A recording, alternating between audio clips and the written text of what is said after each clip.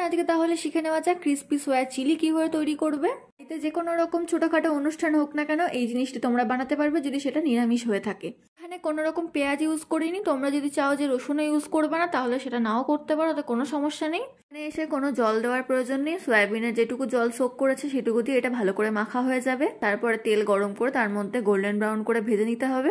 তোমরা সবগুলোকে ঠান্ডা করে আবারও একবার ভেজে নিতে পারো, তাহলে আরো বেশি ক্রিস্পি হবে। তার তেল দিয়ে শুকনো লঙ্কা, কাঁচা লঙ্কা, রসুন, আদা একসঙ্গে ভেজে নেব এবং তার সঙ্গে ক্যাপসিকাম দিয়ে দেবো। তোমরা চাইলে এখানে পেঁয়াজও অ্যাড করতে পারো, না চাইলে সেটা নাও করতে পারো। পরে এখানে সয়া সস, চিলি সস আর কেচাপ দিয়ে দেবো। কেচাপটা একটু বেশি দিতে হবে। আর 1 চামচ মতো লেবুর রস দিয়ে দেবো, তোমরা চাইলে ভিনিগার ইউজ করতে পারো। তারপরে সমস্ত সয়াবিনগুলোকে একসঙ্গে ভালো করে ভেজে নেব। আর আগে যেহেতু কোনো রকম লবণ দিইনি তাই এখানে সস দিয়ে দেওয়ার পর লবণটাকে একটু অ্যাডজাস্ট করে দিতে হবে। তারপরে সামান্য জল দিয়ে 1 চামচ কর্নফ্লাওয়ার গুলে রাখা জলটাকে আমরা এর মধ্যে ঢেলে দেবো এবং একটুখানি ফুটিয়ে নিলেই তৈরি আমাদের ক্রিস্পি সোয়া চিলি। তোমরা অবশ্যই ট্রাই করো।